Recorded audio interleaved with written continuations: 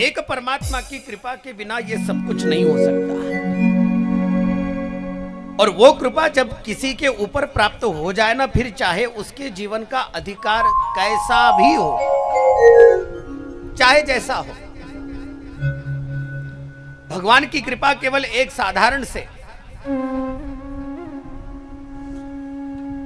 छोटे से बालक 5 वर्ष के ध्रुव जी के ऊपर हो गई। भगवान का ऐसा दर्शन हुआ जिस कृपा को देख करके स्वयं सारे के सारे संत भी आज भी अचंभित है कि 5 वर्ष की आयु में भगवान ने इतनी बड़ी कृपा कैसे कर दी। केवल 5 वर्ष की आयु। जब भगवान कृपा करते हैं ना, तब उस कृपा में किसी के अधिकार को नहीं देखते। आप इस बात को जानना, भगवान के साथ में भगवान के परमात्मा की अत्यंत दिव्यतम कृपा प्राप्त करने के लिए हमारे संतों ने अपने जीवन के जन्म समय के समय व्यतीत कर दिए।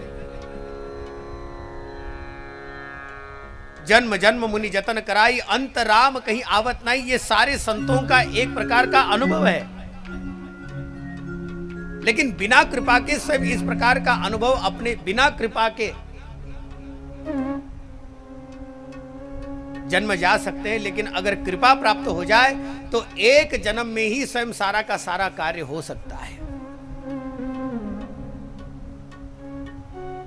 मुझे पता है कि मैं अगर बाबूजी के बारे में बोलूंगा तो बाबूजी को वो अच्छा नहीं लगेगा, नहीं लगेगा। लेकिन हम सबके जीवन का एक सर्वोत्तम ऐसा मार्ग है,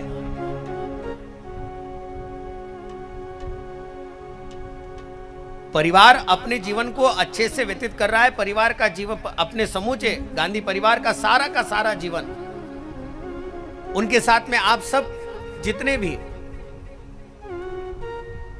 अपने जीवन का एक अच्छा सा आनंद लेते समय पर सत्कर्म को लेकर के चल रहे हैं, इसमें कोई दो राव नहीं।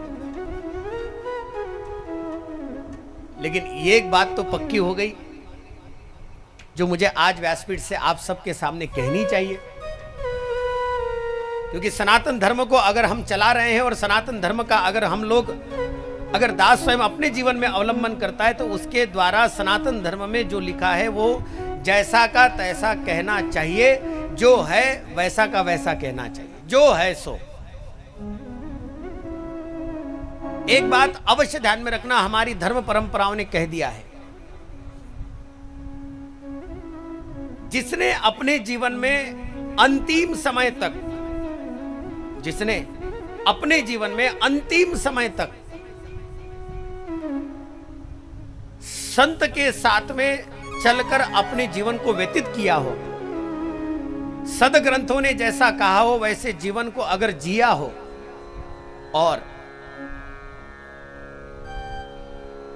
अपने जीवन में इस प्रकार का सत्कर्म करते करते, ऐसा मार्ग चलते चलते अपने समूचे परिवार का भी ख्याल रखा हो, ऐसा व्यक्ति संसारी होकर के भी एक साधु पुरुष ही होता है। और उसके जीवन की साधुता सत्वशीलता के साथ चलती है, वो साधु ही होता है।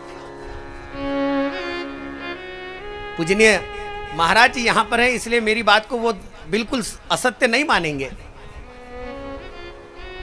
लेकिन संन्यास धारण करने के पश्चात भी जिस प्रकार के नियमों का पालन करके मेरे जीवन को मुझे व्यतीत करना चाहिए, अगर वो जीवन मैं स्वयं संसारी जीवन होकर के, संसारी जीवन जी करके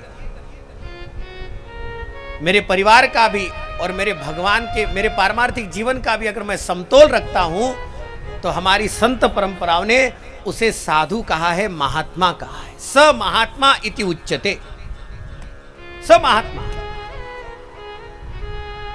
नैवायम अन्यथाम ग्रंथा नैवायम अन्यथाम मार्गा। महाभारत ने तो एक बात यहां पर कही, आप महाभारत को पढ़ना और हो सके तो यक्ष प्रश्न को पढ़ना। ऐसा जीवन जिसके जीवन में आ जाए। चलिए, महाभारत तो कोसों की दूर, मैं आपको समर्थ रामदास स्वामी का दासबोध केवल इतना बता दूं। समर्थांच्या दासबोधामध्ये एक समास है, जिसे समास कहते हैं, जिसे अध्याय कहते हैं। जयाचा प्रपंच नेटका,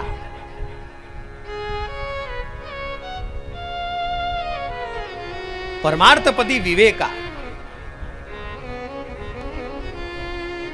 जिसका प्रपंच अच्छा हो।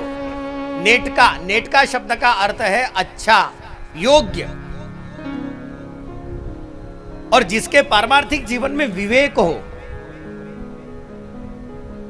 भगवान का भजन भी करे तो इस प्रकार का भजन करे कि जिस भजन में प्रेम, जिस भजन में समर्पण, जिस भजन में दया, जिस प्रेम में स्वयं अंतर मन की शुद्धता, ये सारे के सारे अवगुण, सारे के सारे गुण अपने आप में एकत्रित हो जाए, ऐसा भजन कुछ ही समय के लिए करे ना, तो उस भजन का प्रभाव उसके जीवन की साधुता को बढ़ाता है, तेज को बढ़ाता है। इसलिए मैं जब धानोली आया, मैं जब भी आया, बाकी के सारे प्रपंचों को छोड़ करके मैं केवल बाबूजी के पास में बैठा हूं। एक दो बार मुझे नहीं मिले केवल, लेकिन मैं उनके समीप ही बैठा हूं, क्योंकि ऐसे पुरुषों के साथ में बैठकर भी जीवन का एक समाधान प्राप्त होता है। और ये समाधान जिसके जीवन में प्राप्त हो जाए, हमारी संत परंपरा ने उसे साधु कहा है।